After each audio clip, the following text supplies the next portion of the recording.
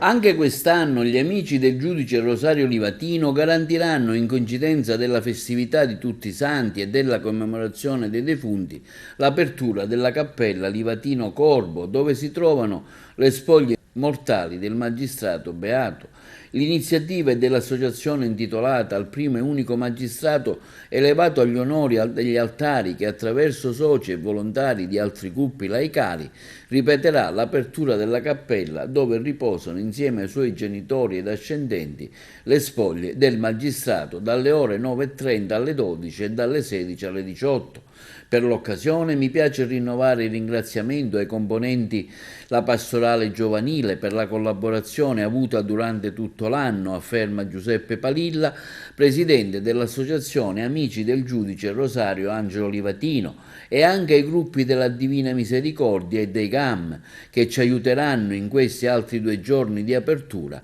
Invito ancora i componenti dei gruppi laicali e dell'associazionismo cattolico cittadino non solo a collaborarci tutto l'anno in iniziative a vantaggio della nostra società e a quelle che si vorranno realizzare insieme per rendere sempre più presente nella quotidianità l'esempio vissuto del nostro amico e concittadino elevato agli onori degli altari Rosario Livatino.